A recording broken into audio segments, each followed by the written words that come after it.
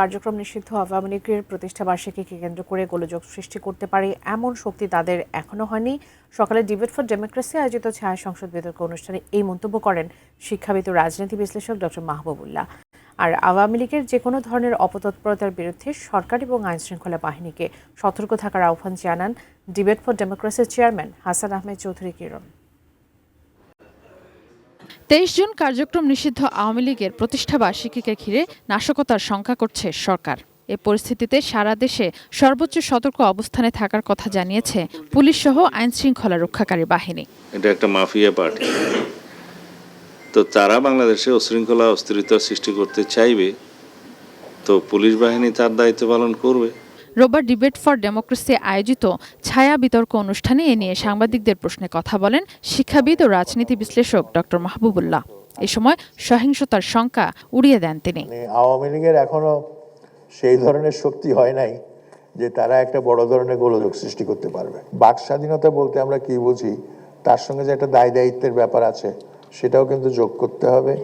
এবং রাষ্ট্রীয় নিয়ন্ত্রণ তো অবশ্যই আমাদের সব কিছুর উপরই থাকে, তো সেই জন্য সোশ্যাল মিডিয়ার উপরে থাকবে না কেন, তবে রাষ্ট্রীয় নিয়ন্ত্রণ যেন বাড়াবাড়ি না হয় সেই দিকেও লক্ষ্য রাখতে হবে। এফডিসিতে সামাজিক মাধ্যমের অপব্যবহার নিয়ে আয়োজিত এ বিতর্ক অনুষ্ঠানে তিনি আরো বলেন, একটি নির্দিষ্ট রাজনৈতিক গোষ্ঠী সামাজিক মাধ্যমকে বিপজ্জনক করে তুলছে। যে সোশ্যাল মিডিয়াতে অপতথ্য, ভুল তথ্য, ভুল ইতিহাস, ভুল ব্যাখ্যা প্রচার করা হচ্ছে। আর এখন সোশ্যাল মিডিয়ার ভাষা এতই নোংরা, কোনো রুচিশীল মানুষ এই ধরনের ভাষা ব্যবহার করতে পারে এটা আমার বিশ্বাস হয় না। তো এবং এই ভাষাটা ব্যবহার করছে এটাও একটা নির্দিষ্ট রাজনৈতিক গোষ্ঠী। অনুষ্ঠানে ডিবেট ফর ডেমোক্রেসির চেয়ারম্যান হাসান আহমেদ চৌধুরী কিরণ কার্যক্রম নিষিদ্ধ দল আওয়ামী লীগ যাতে ভারতে বসে গুজব সৃষ্টি বা কোনো অপপ্রচার চালাতে না পারে সেজন্য উদ্যোগী হওয়ার আহ্বান জানান।